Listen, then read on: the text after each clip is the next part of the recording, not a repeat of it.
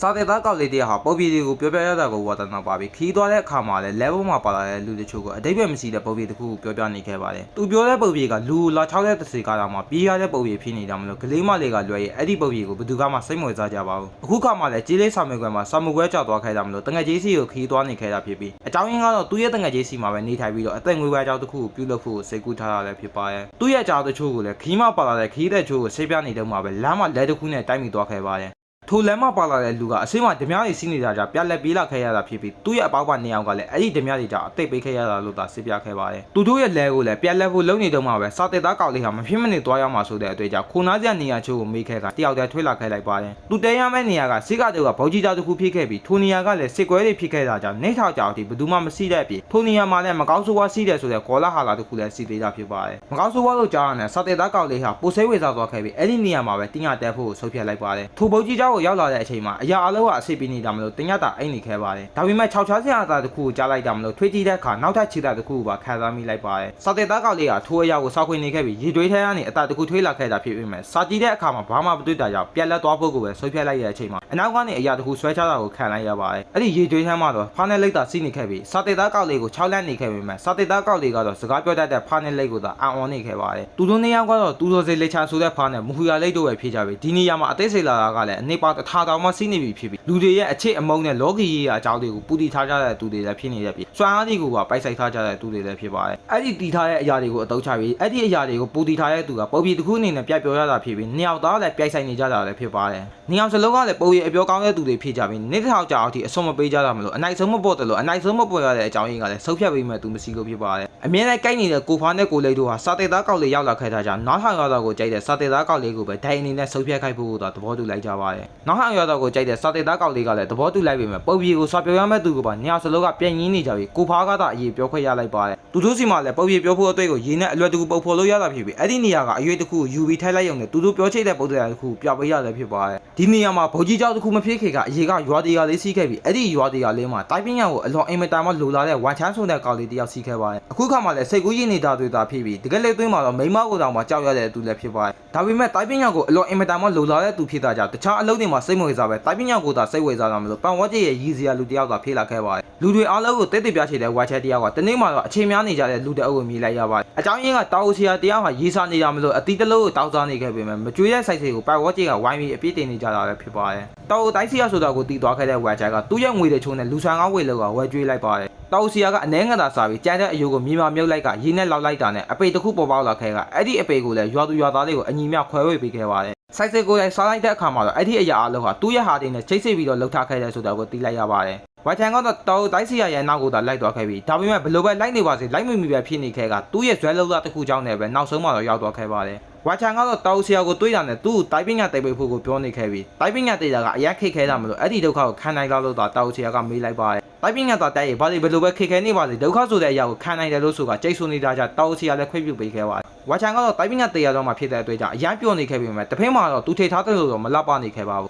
းသူကလွယ်ရဲ့ကျန်တဲ့တောက်ဆရာရဲ့တပည့်တွေကအဲ့ဒီတောင်မှာတိုက်ကြည့်ပြီးတော့အဲ့ဒါဖြစ်ပါတယ်နောက်နေ့မနေ့သူဆရာကတိုင်းပညာအစားဒီကလူတွေအားလုံးနဲ့သူထိခုတ်ရမယ်လို့ပြောတာကြောင့်သူကလည်းထိခုတ်ဖို့လုပ်ပေမဲ့ပစိန်ကသူ့အတွက်အရင်လေးနေတာမလို့အဲ့ဒီပစိန်နဲ့တောင်မှသူ့အတွက်အခက်အခဲတစ်ခုလည်းဖြစ်နေခဲ့ပါတယ်အဲ့ဒါကြောင့်မလို့ပစိန်နဲ့ထိခုတ်တာအစားထဲချောင်းတွေကိုဆူရတာကမှသူ့အတွက်အလုပ်တစ်ခုဖြစ်လာခဲ့ပါတယ်ကျိုးစားတဲ့အချိန်တိုင်းဒုက္ခတွေအများကြီးနဲ့သာရေးဆိုင်ခဲ့ရပြီးတချို့ရေးတွေမှာဆိုရင်ကြောက်တုံးကိုမဖျမ်းမိပြီးတချို့ရေးတွေမှာဆိုရင်ငေးလိုက်လို့ပြေးရတာမလို့သူ့အတွက်ဒီနေရာကတိတ်သားချောင်းဆူရတာကတောင်မှတော်တော်လေးကိုခက်ခဲနေခဲ့ပါတယ်တလားအောင်မှစီးသွားခဲ့ပြီးဝါချန်တယောက်လည်းဘာမှမတုတ်တိတ်လာတာမလို့တောက်ဆရာကပဲလိမ့်တယ်လို့ထည့်သွားခဲ့ကအိပ်ပြန်ဖို့ကိုပဲဆုံးဖြတ်လိုက်ပါတယ်အပြန်လမ်းမှာတောက်ဆရာတောက်ယောက်ကိုထိုက်မြစ်လိုက်ရပြီးနိုင်ရန်ကျွေးကိုဖြတ်သွားကြတာကိုဝါချန်တယောက်အော်စောတွေးလိုက်ရပါတယ်သူဆရာကတော့စိတ်ကိုတရွေကိုဝိုင်းလိုက်ပြီးလောက်ပုတ်ရတဲ့တစ်ခုဖန်တီးလိုက်ပါတယ်ကျန်တဲ့တယောက်ကတော့သေရီအရေးကိုဖန်တီးလိုက်ပြီးနောက်ဆုံးတယောက်ကတော့ဘေးမှာစီးနေတဲ့သူနဲ့လာနာသမီးချမ်းအကိုဖိတ်ခေါ်ပြီးတော့ဖြောပြခိုင်းလိုက်ပါတယ်ဝါချန်တယောက်သူ့ရဲ့ဝန္ဒနာကိုမြင်လိုက်ရတဲ့အတွက်ကြောင့်အလောပင်အော်မိန်တဲ့နေခဲ့ကလာနာသမီးချမ်းအကလည်းကြပြချောင်းကိုအကားနဲ့တူရိုးဆိုနေခဲ့ပြီးပြသွားခဲ့တာမလို့တောက်ဆရာ၃ယောက်စလုံးကလည်းလာစီကိုလိုက်သွားခဲ့ပါတယ်အလောပင်စိတ်ဝင်စားနေတဲ့ဝါချန်တယောက်လည်းကြံနေတဲ့သေရီချို့ကိုတောင်းမိလိုက်တာနဲ့တရေအိပ်ပြော့သွားခဲ့ပါတယ်နောက်နေ့မနေ့သူဆရာကထေကုတ်ဖို့ကိုပြတီးလာပိတ်ခဲ့ပြီးကိုတိုင်မြင်လိုက်ရတဲ့အတွက်ကြောင့်ဒီမှာပဲစစ်ကြိုးစားဖို့ကိုဆုံးဖြတ်လိုက်ပါတယ်အစမှာတော့အရန်ကြိုးစားပေမဲ့အချိန်3လထိကြာလာတဲ့အခါမှာတော့ရလာမထွေးတာမလို့ဝါချန်တယောက်လည်းအိမ်ကိုခဏပြဖို့ကိုသူဆရာစီပြသွားပြောရပါတော့တယ်အကြောင်းရင်းကသူ့ရဲ့မိန်းမကိုအတိမပေးပဲထွေးလာမိတာ3လအောင်မှစီးနေပြီဖြစ်လို့ပြန်လဲအတိသွားပေးမယ်လို့ဆိုကပြန်လာပြောတာဖြစ်ပါတယ် သူစီယာကခွေပြလိုက်တော့သူ့ကိုတိုင်ပင်းကနည်းနည်းတေးပိတ်ဖို့ပါတောက်ဆိုလိုက်ပါတယ်အဲ့ကိုပြန်ရောက်ရင်တေချာမောက်ဆူမှာဖြစ်တဲ့မိမအကြောင်းကိုသိနေတဲ့ဝါချန်ကပေးစရာအကြောင်းပြချက်တစ်ခုအနေနဲ့သူစီယာစီကတိုင်ပင်းကတစ်ခုတေးပိတ်ဖို့တောက်ဆိုလိုက်ပါတယ်သူစီယာကဘာတေချေလဲလို့မေးတဲ့အခါသူမြင်ခဲ့တဲ့နိုင်ငံကိုဖျက်လို့ရတဲ့ပညာအသေးစားတစ်ခုသာတေးပိတ်ဖို့တောက်ဆိုလိုက်ပါတယ်အဲ့ဒီတိုင်ပင်းကိုလည်းပွားထမဆုံးတစ်ခေါက်နဲ့တော့မရပါဘူးသူစီယာတေးပိတ်တဲ့အတိုင်းတေချာလောက်တော့မှအလွယ်တကူတသွားခဲ့ပါတယ်အဲ့ဒီတိုင်ပင်းကာထာနဲ့တူမကောင်းတဲ့အရာတွေကိုမလုပ်ဖို့နဲ့တခြားသူတွေအာယုဆိုင်လာအောင်ကြွားပြီးတော့မလုပ်မိဖို့ကိုပါတခါတည်းမှလိုက်ပါတယ်အဲ့ကူပြန်ရောက်တဲ့အခါမှာအသိပေးထားတဲ့သူ့ရဲ့မိမတုံးနဲ့အတူတူကားခေါ်လိုက်ကြပြီးစိတ်မဝင်စားတဲ့ရွာသူရွာသားတွေကလည်းထုံးစံအတိုင်းအုပ်လာခဲ့ပါတယ်။ဝါနဲ့လာတဲ့သူ့ရဲ့မိမကိုတိတ်တိတ်ပြောဖို့အတွက်တကယ်တိုင်ပင်းရတခုတိုက်တယ်လို့ပြောလိုက်ပြီးအဲ့ဒီတိုင်ပင်းရကနိုင်ငံတွေကိုပါဖောက်ဝိုင်းနိုင်ကြဆိုတော့ကိုပါပြောပြလိုက်ပါတယ်။ဆီယာစကားအရန်နှောင်းထောင်တဲ့ဝါချန်ကလည်းသူ့ဆီယာမှာခဲ့တဲ့စကားတွေကိုပါမေးသွားခဲ့တဲ့ပြီးတရွာလောကလူတွေကိုပါခေါ်ခိုင်းလိုက်ပြီးသူ့ရဲ့တိုင်ပင်းရအကြောင်းကိုပြောဖို့အတွက်ကြွားလုံးတွေထုတ်နေခဲ့ပါတယ်။တကယ်လက်သွင်းမှာတော့ဂါသာတစ်ခုရေရောကနိုင်ငံကိုဝေတိုက်လိုက်ပြီးမှမအောင်မြင်ဖြစ်နေခဲ့ပြီးဘလို့ပဲစူးစမ်းနေပါသေးအသုံးပြုလို့မရတဲ့အပြင်သူကရေတွေထဲကိုကြာသွားခဲ့ပါတယ်။စိတ်နဲ့ကြောက်သွားတဲ့ဝါချန်တယောက်လည်းအကူကြီးတောင်းနေတဲ့မိန်းမကိုကြည့်ပြီးခေါင်းငိုက်ဆိုင်ကရေအောင်ကလာရက်ပုံရေးကိုသာကြည့်နေခဲ့ပါတယ်။အဲ့ဒီဖြစ်ရကလော်ခဲတဲ့နေထောင်သွင်းမှာဖြစ်သွားခဲ့တဲ့ဖြစ်ရမှတစ်ခုဖြစ်ပြီးအဲ့ဒီရေကလည်းနေထောင်ကြောင်အောင်ဒီစီးနေတာမလို့သူတို့ရဲ့ဆွာအားကိုတုပ်ပြီးပြန်လဲပုံဖော်နိုင်တာလို့ကိုဖားကဆေးပြပါတယ်။ယခုအခါမှာလည်းကိုဖားပြောတဲ့ပုံရေးကလက်ကွဲတွေသာသုံးနေပြီးစိတ်ဝင်စားစရာမကောင်းဘူးဆိုတာကိုကိုလေးကထောက်ပြပါတယ်။တကယ်တော့ဝါချန်ဆိုတဲ့ကောင်လေးတယောက်ဟာတာမန်လူတယောက်လိုမဟုတ်တဲ့အပြင်လောကီရေးရစာတိုင်ပညာကိုပဲအလော့အင်မတာမှာစိတ်ဝင်စားတဲ့သူလည်းဖြစ်ပါတယ်။ဒါပေမဲ့သူ့မှာစီးတဲ့အရေးချေးသေးသေးလေးကြောင့်ပဲစစ်ဆိုင်ငံနဲ့လော်ပြီးကြွားဝဖို့ကိုသာစိတ်အားထက်တာကြောင့်နောက်ဆုံးမှတော့ရေထဲကလာလို့မျိုးအချင်းကြီးဖြစ်သွားခဲ့တဲ့ဆိုတာကိုစာတင်သားကဆေးပြပါတယ်။နောက်ထပ်ပြောရမယ့်လက်ရက်ပုတ်ပြေကိုတော့အစစ်ပြေပိုက်တူးနီနဲ့နောက်ဗီဒီယိုမှာစစ်တက်ပေးထားပါမယ်။ကျွန်တော်ကတော့ဝိုင်ပါကိုလိပ်ပြောမဲ့ပုံပြေကတော့ဆေးကတဲ့ကတာချန်ပြေတွေအုပ်ဆိုးတဲ့ခင်မှာစာသေးကြောင်လေးတစ်ခုစီးခဲ့ပြီးအခုချိန်မှာတော့ပြည်စီနေပြီဖြစ်တဲ့လန်လုံးဆိုတဲ့ဗျာကြောင်တစ်ခုလည်းဖြစ်ပါတယ်။အရင်ကလန်လုံးစိတ်ဆိုတဲ့အကြောင်းလေးတစ်ခုဖြစ်ခဲ့ပြီးအဲ့ဒီအကြောင်းမှလည်းပကြီးပညာကိုတည်ယူနေတဲ့သူစီးဆိုတဲ့သူရဲကောက်လေးဖြစ်ချေတဲ့ကောက်လေးတယောက်လည်းစီးခဲ့ပါတယ်။အခုကမှလည်းသူစီယာကပကြီးတစ်ခုဆွဲပြနေပြီးပကြီးဆိုတာကခဲတိုင်းနဲ့ဆွဲတိုက်ရုံနဲ့ပြီးတော့မဟုတ်ပဲခါစားချင်းနဲ့ပါဆွဲရတဲ့အရာလို့သာဆေးပြနေခဲ့ပြီးမှသူ့ရဲ့တပည့်တွေကတော့နားမလည်ကြပါဘူး။စိတ်ဝင်စားကြကိုသာလှုပ်လေးစီးတတ်တဲ့သူစီးဆိုတဲ့ကောက်လေးကသူဆွဲချေတဲ့သူရဲကောက်ရဲ့ပကြီးကိုသာဆွဲနေခဲ့ပါတယ်။အခုချိန်မှလည်းမိသွားခဲ့ရမလို့သူစီယာဆိုတာကိုသာခံနေခဲ့ရပါတယ်။ဆရာဖြစ်တဲ့သူကလည်းအခုချိန်ထိသူပြောချေတဲ့ပကြီးရဲ့အထိပ္ပယ်ကိုနားမလည်သေးတဲ့တပည့်တွေကိုအမြဲစူပူနေရောကလွယ်ပြီးတခြားနီလာလည်းစီးမနေခဲ့ပါဘူး။သူစီကတော့သူရဲကောင်းဆိုတဲ့ပကြီးကိုသာဆေးဆွဲနေခဲ့ပြီးသူစီယာကထမ်းမိသွားခဲ့ကြမလို့ဒေါသထွေးလာတဲ့သူစီယာကိုလည်းမလိတ်တပတ်လောက်ကထွေပြီးလာခဲ့လိုက်ပါတယ်။ထွေပြီးလာတဲ့လမ်းမှာလည်းပေးကူအိမ်မှာညီးနေတဲ့ပြားလေးတစ်ကောင်ကိုပါကူညီပေးခဲ့ပြီးဒါပေမဲ့ခဏနေတော့သူစီယာကအပြည့်ပေးတဲ့ကြပြာပေါင်း300ကိုလည်းရင်းနေခဲ့ရကပေမန်လောလာတဲ့သူစီကလည်းအဲ့ဒီနေရာမှာပဲအိပ်ပျော်သွားခဲ့ပါတယ်။ချစ်ချင်းဆိုတဲ့လိုလေးနဲ့တူမျောပါသွားခဲ့ပြီးသူစီတရလည်းနိုးလာခဲ့ပါတယ်။သူစီကလည်းလူနှစ်ယောက်ရောက်လာပြီးသူတို့ရဲ့တခေကခေါ်ခိုင်းတဲ့ဆိုတာကြောင့်လိုက်သွားခဲ့ရပါတယ်။သူရဲ့မြင်မှာတော့အဲ့ဒီနေရာကအရာအလုံးဟာအံ့ဩစရာကောင်းနေတဲ့အဖြစ်တချို့လားနေဆိုရင်တွားတဲ့နေရာကိုတောင်မှလိုက်ခေးပေးသေးရတယ်ဖြစ်ပါတယ်။အဲ့ဒီတိုက်ပြီးထဲမှာလည်းဘရင်မတယောက်စီးနေပြီးပကြီးအပြည့်ကြပြာတွေကိုပါအရန်တော့တယ်ဆိုတဲ့တည်င်းကိုကြားထားရမလို့သူ့ရဲ့သမီးကိုတိတ်ပေးဖို့အတွက်သူ့ကိုမေးနေခဲ့ပါတယ်။ကိုရဲ့အကြီးချေကိုတီးနေတဲ့သူစီကလည်းငင်းနေခဲ့ပြီးတိတ်မကြခင်မှာပဲသူတိတ်ပေးရမဲ့သူကဘရင်မရဲ့သမီးဖြစ်တဲ့လာဟာဆိုတဲ့မဲသမီးလေးဖြစ်နေခဲ့ပြီးအဲ့ဒီအလှမှာနင်းမြုပ်သွားခဲ့တဲ့သူစီတယောက်လည်းလက်ခတ်ပေးလိုက်ပါတယ်။ခွေးသားပြူပေးလိုက်ရပေမဲ့အဲ့ဒီစာရင်းနဲ့ပတ်သက်ပြီးအမြဲထိသွေးနေရတာမလို့ညီငွေးနေတဲ့သူစီကလည်းတိတ်ပြေးချနေခဲ့ပါတယ်။မဲသမီးလေးမှလည်းအဲ့ဒီကြပြာကိုတော့အလွန်မရရဲ့အပြည့်ပေးခိုင်းရတဲ့အနေနဲ့ຫນွေဦးဆိုတဲ့ကြပြာအများပြားကိုကူရေးရအောင်မှလည်းဖြစ်ပါတယ်။အဲ့ဒီຫນွေဦးဆိုတဲ့ကြပြာကိုထိုက်ကြရတဲ့သူစီကလည်းအဲ့ဒီကြပြာကိုသူကလည်းမတတ်ဘူးဆိုတာကိုပါဆေးပြလိုက်ပါတယ်။တကယ်တော့သူကဘာမှမတတ်ပဲသူတိုက်တော့ဆိုလို့သူကြိုက်ထွေးထားတဲ့သူရဲကောင်းဆိုတဲ့ကြပြာနဲ့ကြောက်တော့စီးတယ်လို့အမှန်တိုင်းပြလိုက်ပြီးတိတ်ပေးရမဲ့ပညာစာသူသုံးနေကြဖြစ်တဲ့အပြည့်ပေးခိုင်းရရဲ့ကူရေးလို့လွယ်မဲ့နီလန်းကိုသာပြောလိုက်ပါတယ်။မဲသမီးလေးရဲ့အိမ်စာကိုသူစီကဝိုက်ကူပေးခဲ့ပြီးအချိန်ကြာလာတော့ပြေးလာတဲ့သူစီရဲ့အတွက်မဲသမီးလေးကသူနဲ့တူအပြေမှာသွားကစားဖို့ကိုပြောလိုက်ပါ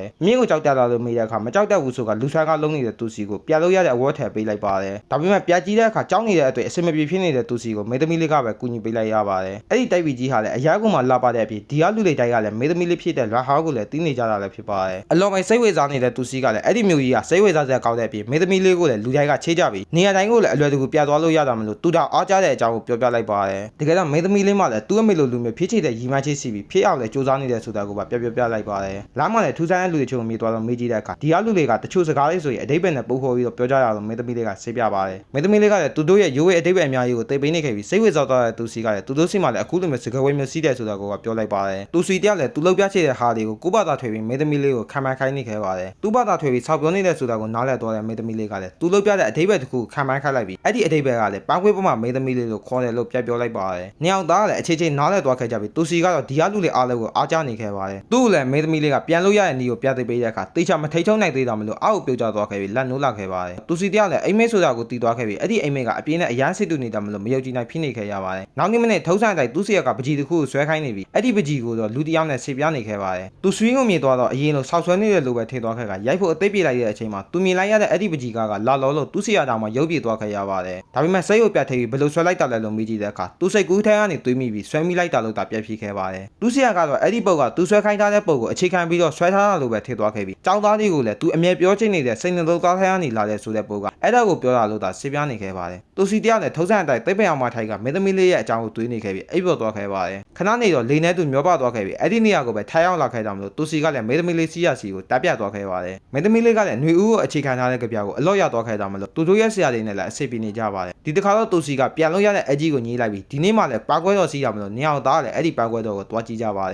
ယ်နေရာတစ်ခုကိုရောက်တော့သူစီကသူကိုယ်တိုင်ဆွဲထားတဲ့မင်းသမီးလေးရဲ့ပုံသူပကြီးကတစ်ခုကိုပြလိုက်ပြီးအခုလိုမျိုးကိုကြီးပြီးခေါ်ဆောင်ပေးတဲ့အတွက်ကျေးဇူးတည့်တဲ့လို့ဆိုကလေးဆောက်ပေးလိုက်ပါတယ်အဲ့ဒီချိန်မှာပဲအရာအလုံးကိုဖြည့်ဆည်းစားတောင်းနေတဲ့မိစ္ဆာတွေကလည်းရောက်လာခဲ့ပါတယ်သူတို့ကလည်းဘယင်မစီးရစီကိုပဲပြန်သွားခဲ့ကြပြီးဘယင်မကတော့အဲ့ဒီမိစ္ဆာကိုတိုက်ဖို့အတွက်တပ်သားတွေနဲ့အတူအသိပ်ပြနေကြပြီးမင်းသမီးလေးကိုလည်းသူစီးစီအန်ထားခဲ့ပါတယ်တွားတိုက်ခိုက်ကြတဲ့အချိန်မှာလည်းအဲ့ဒီမိစ္ဆာကိုတစ်ချိန်တောင်မှထိခိုက်အောင်မတိုက်ခိုက်နိုင်ကြတဲ့အပြင်အားလုံးကလည်းတစ်ချိန်တည်းနဲ့လွဲသွားကြပြီးဘယင်မကြီးကလည်းအသိပေးခဲ့လိုက်ရပါတယ်ဘယင်မကြီးစီကကြားလာတဲ့အပိုက်စားကိုမင်းသမီးလေးလာဟာကဝေါ်လိုက်ပြီးမင်းသမီးလေးကိုလည်းတိုက်ခိုက်ဖို့လုံနေခဲ့တာမလို့သူစီတယောက်လည်းလိုက်သွားခဲ့ရပါတယ်အဲ့ဒီပြန်လို့ရတဲ့အကြီးကသူစီအတွေ့တော့တော်တော်လေးကိုခေခဲနေခဲ့ပေမဲ့မင်းသမီးလေးတိုက်ခိုက်ခိုက်ရတော့မှအကြီးကိုတော့ဘေးကကြားလာတဲ့ပကြီးကနဲ့ပြေးလိုက်ပြီးကောက်ကွယ်ပေးနိုင်ခဲ့ပါတယ်အဲ့ဒီပကြီးကမိစ္ဆာတွေ့တော့ဘာထိခိုက်မှုမှမရှိပဲစိတ်နှလုံးသားကနေအခြေခိုက်ပြီးဆွဲထားတဲ့ပကြီးဖြစ်တာမလို့မင်းသမီးလေးလာဟာရဲ့ပုံရိပ်သာထွေးလာခဲ့ပါတယ်အဲ့ဒီပကြီးကိုပါထိုမိစ္ဆာကအပိုင်ပိုင်ဖြတ်လိုက်ပြီးသူကလည်းရီချောင်းထဲကိုကြာသွားခဲ့တာမလို့လန်နိုးလာခဲ့ပါတယ်သူနိုးလာတဲ့အချိန်မှာလည်းသူ့ရဲ့ပကြီးကမရှိတော့တဲ့အပြင်ပြားလေးတစ်ခါကပါသူ့ကိုလာခေါ်နေတာမလို့အဲ့ဒီပြားလေးကမင်းသမီးလေးလာဟာဆိုတာကိုနားလည်သွားခဲ့ပါတယ်အဲ့ဒီပြားနောင်ကိုလိုက်သွားခဲ့တဲ့အချိန်မှာပြားရီတစ်ခုမှငွေတကာဟာတောင်ကျမ်းနေတာကိုလည်းမြင်လိုက်ရပြီးအဲ့ဒီငွေကလည်းသူအိပ်ပျော်သွားရဲ့ရောက်သွားလေးစီးလိုက်တဲ့နေရာမှာတောင်ကျမ်းနေတဲ့သူဆိုတာကိုသိသွားခဲ့ပါ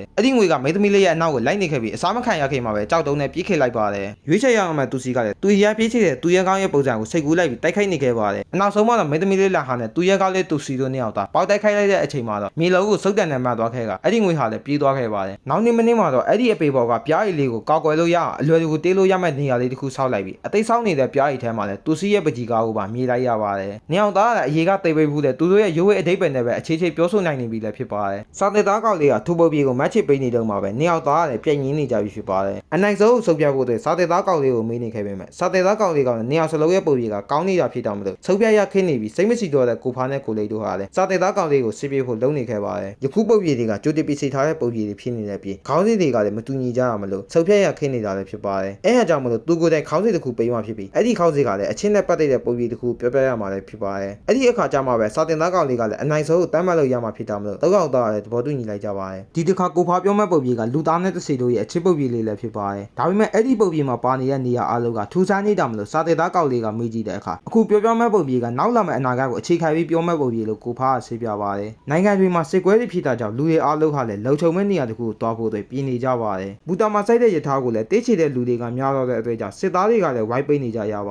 ါတယ်အဲ့ဒီကြိတ်တူနေတဲ့လူအုပ်ထဲမှာတော့နေချိုက်ချမ်းဆိုတဲ့စစ်ပညာကိုတည်ယူနေတဲ့ကောက်လေးတယောက်လည်းစီးနေပြီးဘူတာကလည်းပိတ်လိုက်ပြီးဖြစ်တာမလို့အဲ့ဒီလူအုပ်ကြားထဲကနေပဲတိုးထွေးလာခဲ့လိုက်ပါတယ်မိုးတွေကလည်းရွာနေတဲ့အပြင်ခိုနားစရာနေရာချို့ကိုလည်းစားနေတော့ဂျိတ်ခက်ကလူနေရာကိုလည်းတွေးလိုက်ရပါတယ်တက်ခိုးဆောက်တစ်ခုတည်းကိုရောက်တော့အထဲမှာလည်း6ကတ်နေတဲ့အပြင်လူတယောက်မှမရှိတာမလို့တက်ခိုးဆောက်ပိုက်စေကိုတောင်မှအော်ခေါ်နေရပါတယ်အဲ့ဒီအချိန်ဒီနေရာကတဲလို့မရဘူးဆိုတဲ့အတန်တစ်ခုထွေးပေါ်လာခဲ့ကထိုလူကတော့ရာချစ်စာဆိုတဲ့သူဖြစ်ပြီးကျေတော့ဖြူကိုလည်းလက်ဘေးမှာတီကုတ်ကအမြဲစားနေလေစီတာပါတယ်ဂျိတ်ခက်ကလူနေယောက်ကလည်းအဲ့ဒီလူကြီးကိုလောက်ပြောင်နေကြတာမလို့နေချိုက်ချမ်းကပဲဝေပြောပေးခဲ့လိုက်ပါတယ်အပြင်မှာမိုးရေရွာနေတာမလို့မဖြစ်တာလို့တာတညတာလာတဲ့ရတာလို့နေချိုက်ချမ်းကဆေးပြနေတော့တက်ခိုးဆောက်ပိုက်စေကလည်းမူမူယူယူနဲ့ထားလာခဲ့ပြီးတော့တော်နှစ်ချောင်းကိုလည်းပေးထားခဲ့ပါတယ်တိုးကိုလည်းယူလိုက်တဲ့အချိန်အဲ့ဒီနေရာကနေလို့မရဘူးဆိုတာကိုပါဒုတိယကြိမ်အနေနဲ့ထပ်အသိပေးသွားခဲ့ပါတယ်အဲ့ဒီညမှာပဲလုံးစရာတချို့ကိုလုံနေတော့မိကလည်းပြေးလာတဲ့ပြီးလူတယောက်ရဲ့အကူအညီတောင်းတကိုပါကြားလိုက်ရပါတယ်အဲ့ဒီလူကမိန်းကလေးတယောက်ဖြစ်နေပြီးလူဆိုးတွေကသူ့ရဲ့အနောက်ကိုလိုက်လာတယ်လို့ဆိုကတကားခွေပေးဖို့အကူအညီတောင်းနေတာလည်းဖြစ်ပါတယ်တေချာမေးကြည့်တဲ့အခါအဲ့ဒီမိန်းကလေးကလည်းဒီနေရာမှာလာတဲ့ခရီးသည်တယောက်ဖြစ်ပြီးအဲ့ဒီနေရာရဲ့လူမိုက်တချို့ကလည်းသူ့ကိုလိုက်နောက်ဆင်းနေတာလို့ဆေးပြပ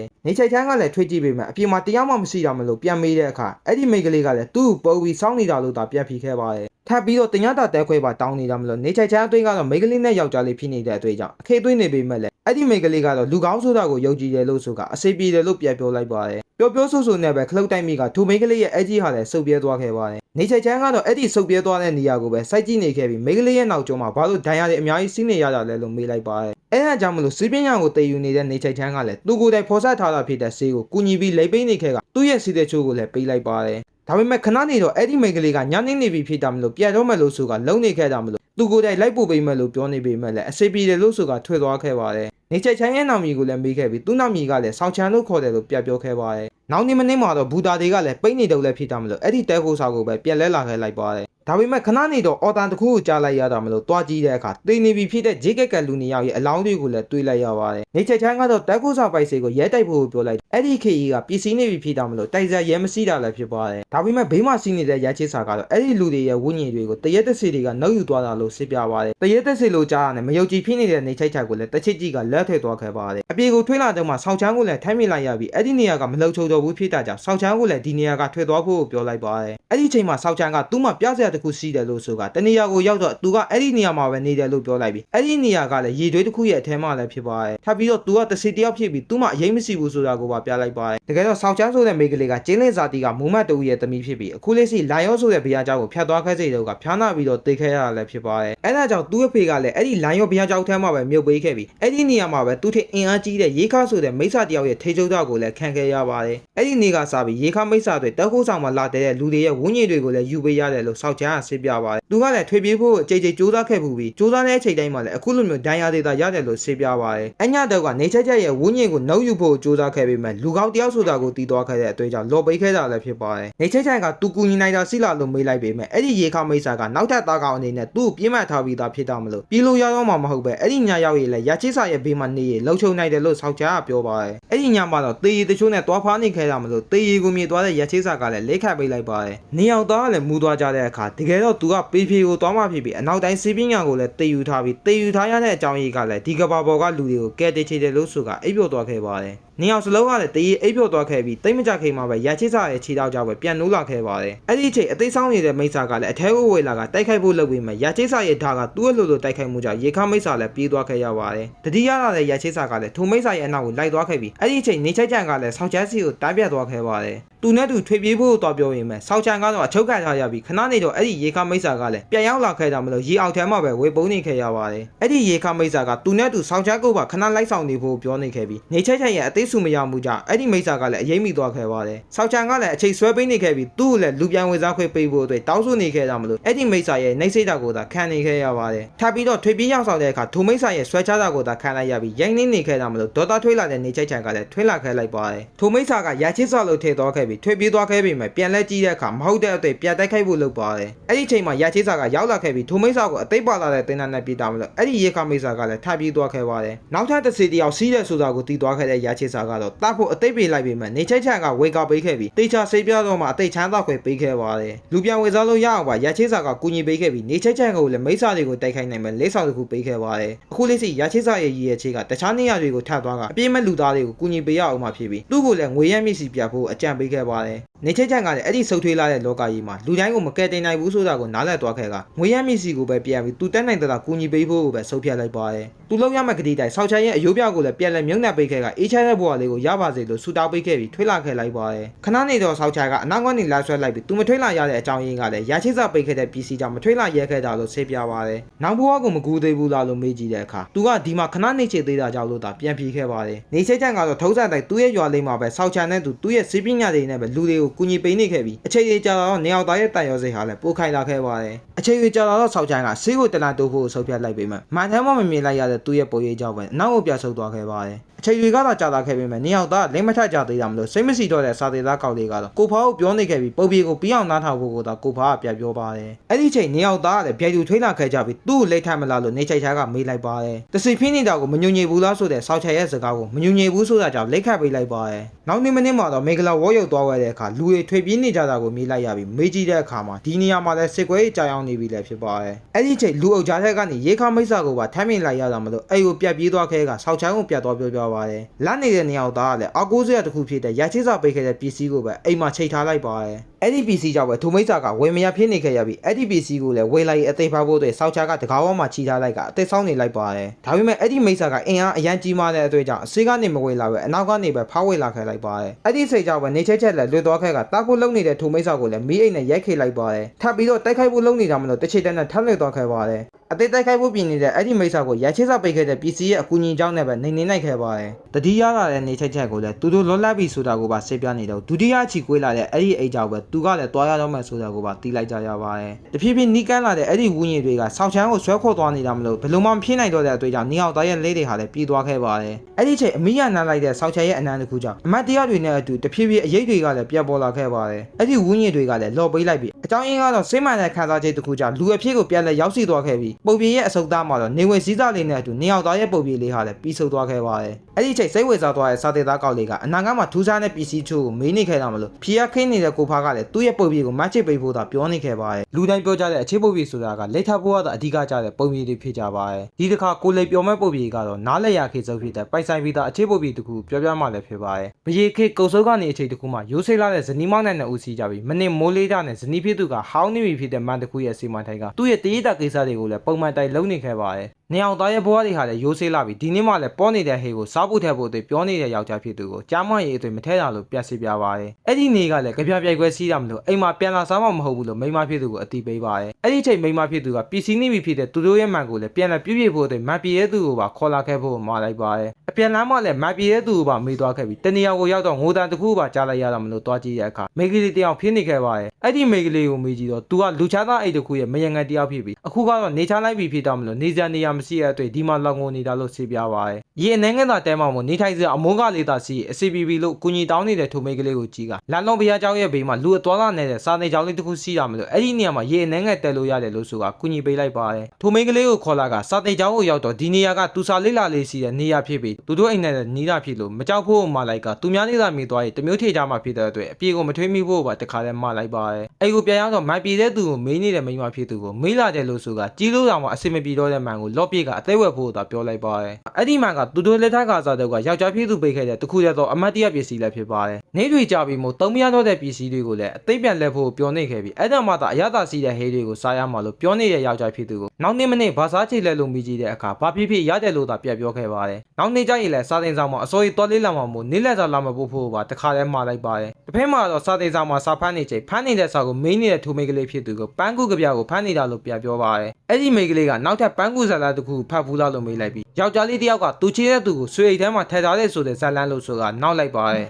စာသိပ်ဖူးတာလို့မေးကြည့်တဲ့အခါအနှဲငယ်သာသိပ်ဖူးတာလို့ပြောနေတဲ့မိန်းကလေးဖြစ်သူကိုအကြီးချင်းစီးတဲ့မိန်းကလေးတယောက်ကသူများရဲ့မရေငယ်လုံးနေရတယ်လို့ဆိုတာတိတ်ပြေးချနေခဲ့ပါတယ်ခဏနေတော့အဲ့ဒီမိန်းကလေးကသူ့ရဲ့ကိုယ်ပေါ်ထိုင်ကအဲ့လိုသာမဟုတ်ရင်သူတို့လည်းတွေးရမှာမဟုတ်ဘူးလို့ဆိုတာသူ့ခန္ဓာကိုယ်နဲ့ရေးပြီးကျေးဇူးဆက်ချေပါတယ်လို့ပြောနေတဲ့အတွက်ကြောင့်သူမှမိသားစုစီးတာမလို့အစင်မပြေတော့ဘူးလို့ဖြင်းရင်းစွာပြပြောလိုက်ပါတယ်ထပ်ပြီးတော့ထိုမိန်းကလေးကနေစရာနေရာနဲ့ထမင်းသုံးနဲ့သာစားရည်လှုပ်လောက်ပါပြီလို့ပြောနေတဲ့အတွက်စိတ်ကိုတေကသူကလာခဲ့တဲ့အတွက်ကြောင့်တေချာပေါက်ကူညီပေးရမှာလို့ဆိုတာဂတိပေးလိုက်ပါတယ်အစိပ်ပင်နေကြတဲ့နေရာသားလည်းအဲ့ဒီညာရောက်ရင်လည်းတေတချို့အကွယ်လာကအတူတူတုံးဆောက်ကြမယ်လို့ပြောကထွေးလာခဲ့လိုက်ပါတယ်အပြေကိုရောက်တော့ထမင်းလာပိုးတဲ့မိန်းမဖြစ်သူကပျော်နေတဲ့ယောက်ျားဖြစ်သူကိုမေးကြည့်တဲ့အခါစာလေးလာရတာပေပန်းလာပြီဖြစ်တာမလို့ဈေးကိုတွားရအောင်လို့ဆိုတာစကားလမ်းကြောင်းလွှဲလိုက်ပါတယ်အဲ့ဒီချိန်ယောက်ျားဖြစ်သူစီကနေအနံ့တစ်ခုကိုခန်းစားလိုက်မိတာမလို့အဲ့ဒီကြောက်တဲ့မှာတစ်ခုကိုစီးတယ်ဆိုတာကိုခန်းစားမိသွားခဲ့ကဈေးကိုရောက်လာခဲ့ပါတယ်ယောက်ျားဖြစ်သူကမန်ဆိုင်ကိုတွေ့တော့အိမ်ကမန်ကဟောင်းနေပြီဖြစ်တာမလို့အသေးဝယ်ပေးမယ်လို့ပြောလိုက်ပါတယ်မန်တွေကိုကြီးနေတော့မှအနံ့သာနန်းနဲ့တောက်ဆရာကောက်လေးတယောက်ကသူ့စီမှာမကောင်းတဲ့အနံ့တွေရနေတယ်လို့ဆိုတာဒီဘိုင်းမှာဒဇိုင်းနဲ့တွေးမိသေးလားလို့မေးနေခဲ့ပါတယ်မတွေးမိဘူးဆိုကလိန်နေခဲ့ပြီးမိမဖြစ်သူကတောက်ဆရာကိုမေးကြည့်တဲ့အခါအဲ့ဒီမကောက်ဆိုတာကအသေးကိုတောင်မှနှုတ်ယူနိုင်တာလို့ပြောနေတာမလို့လူလေလို့ဆိုတာထွေးလာခဲ့လိုက်ပါတယ်တခုခုထူးဆန်းနေတယ်ဆိုတာကိုမိမဖြစ်သူကခံစားမိနေခဲ့ပြီးလက်တဝဲကိုရောက်တော့မန်ဝယ်ဖို့မေးသွားတယ်လို့ဆိုတာမိမဖြစ်သူကိုအိမ်ပြန်ဖို့မှာလိုက်ပြီးထွေသွားခဲ့ပါတယ်အရေးမိနေပြီဖြစ်တဲ့မိမဖြစ်သူကတော့သူ့ယောက်ျားရဲ့အနောက်ကိုတက်တက်ဆိတ်လိုက်သွားခဲ့ပါတယ်စာတင်ကျောင်းကိုသာရောက်လာတဲ့ခေပေါ်ဖြစ်သူကတောက်ဆရာရဲ့စကားလေးကိုပြန်လည်ကြားရောက်နေခဲ့တာမလို့အစီကားနေမဝေးလာပဲဘေးကနေပဲတွားကြည့်ဖို့ဆုံးဖြတ်လိုက်ပါတယ်အဲ့ဒီချိန်ဒိုမိန်ကလေးရဲ့အခန်းစီရစီ စီကိုဖောက်ကြည့်တဲ့အခါတကယ်တော့အဲ့ဒီမိန်းကလေးကမိတ်ဆာနဲ့ကောင်ဖြစ်နေပြီးလောက်ပါတဲ့တရေတစ်ခုကိုသာလွှမ်းချုပ်ထားတယ်ဆိုတာကိုမြေဝါထိတ်ထိတ်မြင်လိုက်ရပါတယ်လာသွားတဲ့ယောက်ျားဖြစ်သူကြီးရစီကိုလာကြည့်တဲ့အခါတရေကိုလွှမ်းချုပ်နေတဲ့မိတ်ဆာကိုမြင်လိုက်ရတော့မလို့ဇနီးမောင်နဲ့နှစ်ဦးစလုံးကလည်းတောက်ဆီယာစီကိုတားပြီးသွားခဲ့ကြပါတယ်တောက်ဆီယာစီကိုရောက်တော့အကြောင်းကိုစီပြတဲ့အတွေ့အကြုံသူတို့ကိုကောက်ွယ်ပေးနိုင်မလို့ဆိုကအဆောက်ပစ္စည်းတစ်ခုပေးလိုက်ပါတယ်အဲ့ကိုပြန်ရတော့မိမဖြစ်သူကိုလည်းအကြောင်းကိုစီပြနေခဲ့ပြီးသူနဲ့လည်းဘာမှမဖြစ်ခဲ့ပဲအဲ့ဒီတစီကတော့သူ့လက်စားရလို့ဆိုတာပြောပြနေတယ်အဲ့ဒီအချိန်မှာပဲထိုမိတ်ဆာကလည်းရောက်လာပြီဆိုတာကိုခန်းစားမိလိုက်ကြပါတယ်ဂတိပိတ်ထားတဲ့အတိုင်းမလာတာဖြစ်လို့စိတ်တိုင်းစွတ်လို့အပြေကနေအော်ခေါ်နေခဲ့ပြီးအဲ့ဒီမိတ်ဆာကလည်းနေစရာနေရာတစ်ခုနဲ့အေချမ်းတဲ့ဘဝလေးတစ်ခုသာပိုင်ဆိုင်ချေခဲ့တာလို့ပြောပြနေခဲ့ပါတယ်တောင်စီကပေးခဲ့တဲ့ပစ္စည်းကြောင့်ဝယ်မရဖြစ်နေခဲ့ပေမဲ့အဲ့ဒီမိတ်ဆာကအင်အားကြီးမှတဲ့အတွေ့အကြုံအဲ့ဒီပစ္စည်းကိုအလွယ်တကူဖြည့်ဆည်းလိုက်ပါတယ်မိမဖြစ်သူကိုတော့တတိမရောက်တော့လှုပ်လိုက်ပြီးသူ့ကိုလည်းပြန်လက်ချီကန်းနေတာမလို့ကြောင်းနေပြီဖြစ်တဲ့ယောက်ျားဖြစ်သူကိုဂတိမတိရေတိုက်ပြင်းမှလို့ဆိုကအော်ဒါတစ်ခုပေါ်ထွေးလာခဲ့ပါတယ်မနေ့မိုးလေးတော့တတိပြန်လက်လာခဲ့ပေမဲ့တိစုံနေပြီဖြစ်တဲ့သူ့ယောက်ျားရဲ့အလောင်းကိုသာမြင်လိုက်ရပါတယ်အဲ့ဒါကြောင့်မလို့တောက်ဆီယာစီကိုပဲတိုင်းပြန်သွားခဲ့ပြီးအကြောင်းကိုရှင်းပြတဲ့အခါဒေါသထွေးလာတဲ့တောက်ဆီယာကလည်းအဲ့ဒီမိတ်ဆာရဲ့ပစ္စည်းတစ်ခုနဲ့စားတဲ့အခါအယောင်လင်းနေသေးတာမို့ဒီနေရာတဝိုင်းမှာပဲစီသေးတဲ့ဆိုတာကိုသိလိုက်ရပါတယ်အဲ့ဒါကြောင့်မလို့ဒီနေရာတဝိုင်းမှာဒဇိုင်ရွေးကိုလိုက်စားဖို့ပြင်နေတဲ့တောက်ဆီယာကိုယောက်ျားဖြစ်သူရဲ့ညီကလည်းဒီနေ့မနေ့သူတို့အိတ်ကိုလည်းအသေးရွယ်ကြီးလူအကြီးတယောက်ကပန်းဖိတ်တွေစိုက်တက်ပြီးနေစရာနေရာနဲ့ထမဲသုံးတတ်တာစားရရင်လှုပ်လောက်ပြီလို့ပြောနေတာမလို့တနာတဲ့အတွေ့အကြုံခေါ်ထားခဲ့တယ်လို့ပြောပြပါတယ်အဲ့ဒီချိန်တောက်ဆီယာနဲ့တူတန်းလာခဲ့ကြပြီးထိုမိတ်ဆာကိုတိုက်ခိုက်ကဖမ်းချုပ်လိုက်ပါတယ်အသိချမ်းသာခွေတောင်းနေတဲ့ထိုမိတ်ဆာကိုတော့တောက်ဆီယာကအသိချမ်းနောက်ခွေပေးဖို့စေးစားခဲ့ပေမဲ့လူတွေကိုတန်းရလောက်တဲ့အထိရေးစိတ်တာမလို့ညှိပက်လိုက်ပါတယ်တကယ်တော့အဲ့ဒီမိစ္ဆာကတယောက်တည်းပြတ်လွှင့်နေတဲ့အထီးကျန်ဝိညာဉ်တစ်ခုသာဖြစ်ပြီးဘလို့ပဲပိတ်ဆန်းရပါစေအေးချမ်းတဲ့ဘဝလေးကိုသာရချေတဲ့သူဖြစ်တာမလို့လူတွေနဲ့ရောနှောနေထိုက်ခဲ့တာလည်းဖြစ်ပါတယ်ဒါပေမဲ့သူ့ရဲ့စိတ်မှန်တဲ့ခန္ဓာကိုယ်နဲ့သာဆိုရင်လူတွေနဲ့အတူအေးချမ်းတဲ့ဘဝလေးကိုရမှာမဟုတ်လို့အခုလိုမျိုးအရေးခေါ်ချုပ်ပြီးနေခဲ့ရတာလည်းဖြစ်ပါတယ်ဂတိမတိလို့သာတိုက်ခိုက်ရတာဖြစ်တယ်လို့စိတ်ပြနေပေမဲ့မိစ္ဆာဖြစ်နေတဲ့ကအခုလိုမျိုးလိုချေတာကသာအမားတစ်ခုဖြစ်တာမလို့သူ့ဖောက်ခွဲလိုက်ပါတယ်ကြံနေတဲ့တရေခေါ်ကိုလည်းတောက်ဆရာကဖြီးစည်းနေခဲ့တာမလို့လောက်ကျွမ်းနေပြီဖြစ်တဲ့အဲ့ဒီတရေခေါ်ကိုပဲချုပ်လိုက်ကတခါတည်းလောက်ကျွမ်းခတ်လိုက်ပါတယ်အားလုံးကိုနားလည်သွားတဲ့ဇနီးဖြစ်သူကပြက်လွှင့်နေတဲ့ဝန်းကျင်ကိုဒီတိုက်သာရက်ကြည့်နေခဲ့ပါတယ်တောင်ဆရာကသူ့အတွေ့အကြုံနဲ့ရတာကြောင့်ညာတာမီလို့အခုလိုမျိုးဖြစ်ရတယ်လို့ဆိုတာတောင်းပန်လိုက်ပါတယ်သူကမိစ္ဆာတွေကိုသာနိုင်နေနိုင်ပြီးလူတွေကိုတော့ကုသပေးဖို့မတတ်ရမလို့သူ့ယောက်ျားကိုကယ်တင်နိုင်မဲ့လူတစ်ယောက်စီးတယ်လို့ဆိုတာထိုလူစီးရစီကိုညှောပေးလိုက်ပါတယ်ဒါပေမဲ့အဲ့ဒီလူစီကိုသွားတဲ့အခါစိတ်ကူးနဲ့တခြားစီဖြစ်နေခဲ့ပြီးလူကိုကယ်တင်ပေးဖို့မေးလိုက်ပေမဲ့တောင်ဆရာကသာလာဆဲနေခဲ့ပါတယ်သူစီကိုလည်းပြန်လက်လာခဲ့ကအနက်ခံလိုက်တာနဲ့တီသွားခဲ့ပြီးလောကမှာယောက်ျားလည်းအများကြီးစီးတာမလို့သူ့ပဲယောက်ျားအနေနဲ့တတ်မှတ်ဖို့သာစောက်ပြောနေခဲ့တာမလို့ခေဘောဖြစ်သူရဲ့ညီကလည်းအယူလို့ထည့်သွားခဲ့ကပြန်လက်ဖို့ပဲပြောလိုက်ပါတယ်ဇနီးဖြစ်သူကတော့သူ့ခေဘောကိုသာထပ်ပြီးတော့ကယ်တင်ပေးဖို့ကိုကူညီတောင်းနေခဲ့ပေမဲ့ထိုလူကတော့လောက်ပြောင်နေခဲ့ပါတယ်သူယောက်ျားကအမားသာလုပ်ခဲ့ပေမဲ့အခုလိုမျိုးတေဖို့ထီတော့မထိုက်တတ်ဘူးလို့ဆိုတာကယ်တင်ပေးဖို့ထပ်တောင်းဆိုလိုက်တဲ့အခါမင်းရဲ့ယောက်ျားအသိစိတ်လိုက်ရတောင်မှသူနဲ့သူနေအောင်မလားဆိုတဲ့ထိုလူရဲ့စကားကြောင့်တွေးဝေသွားခဲ့ပါတယ်ခြေသေးဆိုးဆိုထိုလူကရားလာခဲ့ပြီးသူစီကလည်းအလုံးတစ်ခုထွေးလာခဲ့အဲ့ဒီအလုံးကိုသာစားပြီးသူကယ်တင်ပေးမယ်လို့ပြောလိုက်ပါတယ်ပန်ဝတ်ကျင်ကလည်းသူ့ယောက်ျားကမယင်ငယ်ထားပြီးမယင်ငယ်ကတတ်သွားရဲဆိုတဲ့ကောလာဟာလာကြားတဲ့ကနေစိတ်ကိုပြတ်တဲ့ကစားလိုက်ပါတယ်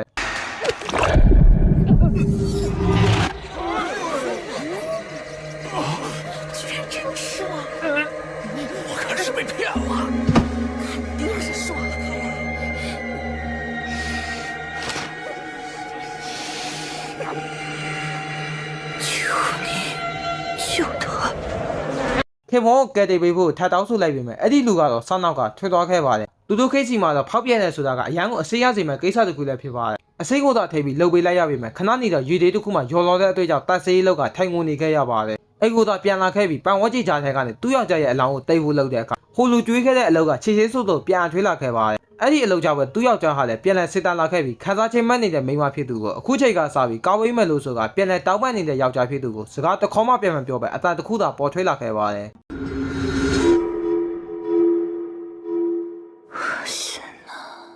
်ပုပ်ရည်ပြီးစုပ်သွားတဲ့အခါနေအောင်သားမတ်ချစ်ပေးဖို့စာသေးသားကောင်လေးကိုပြောနေခဲ့တာမလို့နေအောင်စလုံးရဲ့ပုပ်ရည်တွေကစုပ်ပြတ်ရခင်းနေတယ်လို့ဆိုတာထွက်ပြေးသွားခဲ့ပါတယ်စိတ်မစီတော့တဲ့ကိုဖာနဲ့ကိုလိတ်တို့ကလည်းစာဖို့လုံနေပြီးနောက်ထပ်ပုပ်ရည်နှစ်ခုကိုသာထပ်ပြောဖို့အကြပ်ပေးနေတဲ့စာသေးသားကောင်လေးကိုလည်းစားလိုက်ပါတယ်ဒါပေမဲ့ကိုဖာရဲ့ဘိုက်ထဲကိုရောက်သွားတဲ့စာသေးသားကောင်လေးကသူပြောမဲ့ပုပ်ရည်ကိုနားထောင်ပြီးမှသာစားရည်လည်းမနှောက်ကြဘူးလို့ဆိုကအပေးယူလုပ်လိုက်ကြပါတယ်ဒီတစ်ခါမှာတော့စာသေးသားကောင်လေးကနောက်ဆုံးပုပ်ရည်တစ်ခုအနေနဲ့အချစ်ပုပ်ရည်တစ်ခုပြောပြမှလည်းဖြစ်ပါတယ်စာသေးသားကောင်လေးတယောက်ကဘုရားကျောက်တစ်ခုစီကနေခဏတာစာလေးလာတက်ခုတ်ခဲ့ပြီးနောက်နေ့မနေ့မှာတော့ဗိုလ်ကြီးတစ်ပေါက် နှုတ်စစ်ကထွေးလာခဲ့လိုက်ပါတယ်နေရာတစ်ခုမှထိုက်ကစာပေကိုဖမ်းနေတော့ပြေးထန်လာတဲ့လေကြောင့်သူ့ရဲ့အုတ်ထုပ်ဟာလည်းလွတ်သွားခဲ့ပါတယ်အဲ့ဒီအုတ်ထုပ်စီကိုတွားကောက်တဲ့အခါတော်ဝိတ်တစ်ကောက်ဟာသူ့ရဲ့အပေါ်ကနေခုတ်လိုက်ပြီးသူ့ကိုတိုက်ခိုက်ဖို့လုပ်တာမလို့အဲ့ဒီချိန်အမဲလိုက်နေတဲ့မိန်းကလေးတယောက်ကသူ့ရဲ့မြားလေးနဲ့ဇက်တိုက်ပစ်လိုက်ကအဲ့ဒီတော်ဝိတ်ကိုဖမ်းနှက်လိုက်ပါတယ်စာတေသားကောက်လေးအတွေ့ကတော့ထိုမိန်းကလေးကသာစိုက်ကြည့်နေခဲ့တာမလို့ထိုမိန်းကလေးကသူ့ရဲ့အဆေးကိုတိုးလာခဲ့ပြီးတော့အကြောင်းရင်းမရှိကတ်ကြည့်လိုက်ပါတယ်အဲ့ဒီမိန်းကလေးကသူ့တော်ဝိတ်ကိုအမိပေးနေလိုက်လို့သာစာတေသားကောက်လေးကအသိစိတ်ခဲတာဖြစ်တယ်လို့ရှင်းပြနေခဲ့ပါတယ်အဲအကြောင်းမလို့စာဖိုးတော်မှာကြောင်းနေတဲ့စာတေသားကောက်လေးကသူ့သာစိုက်ကြည့်နေတာမလို့အဲ့ဒီမိန်းကလေးကအကြောင်းလွန်နေတယ်လို့ထည့်သွားခဲ့တဲ့အတွေ့ကြောင့်အခုကတော့အစီပြေနေပြီဖြစ်တာမလို့စာတေသားကောက်လေးကိုအိမ်ပြန်ဖို့ပြောလိုက်ပြီးထွေးသွားခဲ့ပါ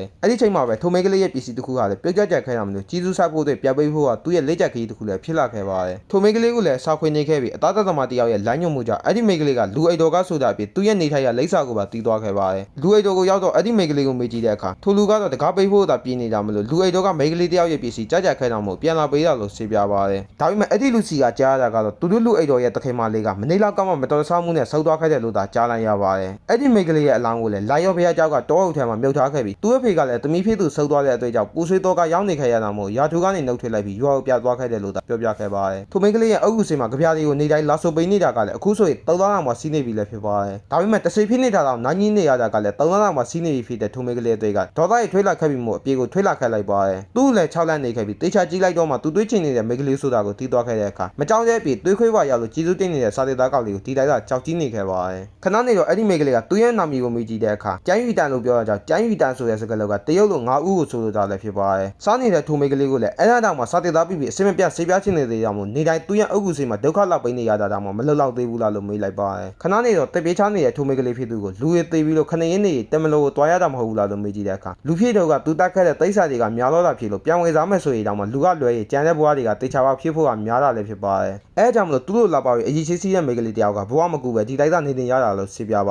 ါတယ်သူမှလည်းကြောက်ခွေတစ်ခုရှိပြီးတတဝရဲ့အသိတချောင်းကိုသာကဲတီပိန်နိုင်မယ်ဆိုရင်တခုကွဲလာမှဖြစ်ပြီးကိုခုသာပြီးရတော့လူပြောင်းဝင်စားလို့ရမှာဖြစ်ပေမဲ့အခုလေးစီသူကတစိဖြစ်နေတော့သူများကိုကဲတီပိန်မယ်ဆိုရဆွမ်းရင်မရှိတော့မလို့တတ်မှတ်ထားတဲ့နေရာကတော့မှထွေးမရဖြစ်နေခဲ့ရပါတယ်စာတေသားကောက်လေးကကုညီပိတ်ချိတ်ပေမဲ့စေစားမြဖြစ်နေခဲ့ရကအဲ့ဒီချိန်ထိုမိန်းကလေးကလည်းအကြံတစ်ခုကိုစေစားပြသွားခဲ့ပြီးစာတေသားကောက်လေးကယောက်ျားလေးဖြစ်တာမလို့ရဆိုင်ရင်စီတဲ့သူဖြစ်ပြီးသူ့ကြော်ပို့ပြီးသွားပြီးဒီနေရာကထွေးလို့ရတော့တယ်ဆိုတာကိုနားလည်သွားခဲ့ပါတယ်အဲအကြောင်းမလို့မိန်းကလေးနဲ့ယောက်ျားလေးဖြစ်နေတာမလို့မိန်းကလေးရဲ့ဂုတ်သိက္ခာထိခိုက်မှာပေါ့လို့ပြောနေတဲ့စာတေသားကောက်လေးကိုသူကတစိဖြစ်နေပြီမို့အရေးမကြီးတော့ဘူးလို့ဆိုတာထွေးလိုက်တဲ့အချိန်တကယ်လည်းထွေးလို့ရသွားခဲ့ပါတယ်အဲ့ဒီမိန်းကလေးရဲ့ခန္ဓာကိုယ်ကလည်းပေါ်နေတဲ့အပြင်စာတေသားကောက်လေးကလည်းထိုမိန်းကလေးရဲ့မြေးတကောက်လိုဖြေးလာခဲ့ပြီးအားနေချိကတော့နေရောင်ကိုတရိုက်ထီလို့မရတာလည်းဖြစ်ပါတယ်နောက်နေ့မနေ့ကိုရောက်တော့နေအောင်သားကတ်တပိန်နိုင်မဲ့လူတွေကိုလိုက်စားနေကြတော့လူတယောက်ရေထဲကျသွားတာကိုမြင်လိုက်ရပါတယ်အဲအကြောင်းမလို့နေအောင်သားလည်းတန်းကက်ဖို့ဆေးသွားခဲ့ကြပေမဲ့အဲ့ဒီလူကတငါတဲ့ဖြင်းနေကြမလို့အဲ့ဒီတငါတဲ့အစားသူ့ရဲ့အောက်ကရေမကူတတ်တဲ့စာတေသားကောက်လေးကိုသာအေးကဲလိုက်ရပါတယ်အခုချိန်မှာစာတေသားကောက်လေးကသူ့ရဲ့အောက်ကိုကျလူတယောက်ဖြင်းနေခဲ့ပြီးမဲ့ရေမကူတတ်ပဲရေထဲကိုကြောင်မှသူပြောတဲ့အတိုင်းခုတ်ချတာဖြစ်လို့တောက်လို့တဲ့စာတေသားကောက်လေးကိုလည်းပြောပြနေခဲ့ရပါတယ်စာတေသားကောက်လေးကသူ့ရဲ့ဂတိကဆွေထိခိုင်မာတာဖြစ်လို့သူပိတ်ထားတဲ့ဂတိတိုင်းသေချာပါဖြစ်အောင်ကူညီပေးမယ်လို့သာပြပြောနေခဲ့ပါတယ်အဲ့ဒီချိန်ထိုမိန်းကလေးကဟာထီသွားခဲ့ကရေထဲကိုလည်းကလေးတယောက်ကြောက်သွားရဲဆိုတာကိုစာတေသားကောက်လေးကမြေးသွားခဲ့ကြမလို့အဲ့ဒီချိန်နေအောင်သားလည်းပိုက်ကိုတစ်ခုယူကထိုကလေးကိုကဲတီပိန်နိုင်လိုက်ပါတယ်ကလေးမိကစာတေသားကောက်လေးကိုကြီးစိုးတိတ်လိုက်ပေမဲ့ထိုမိန်းကလေးကိုတော့မမြင်ရတဲ့အတွေ့အကြောင်းနေအောင်သားတွေ့ဝင်နေကြချိန်အရွေးတစ်ခုကွဲလာတာကိုလည်းမြင်လိုက်ကြရပ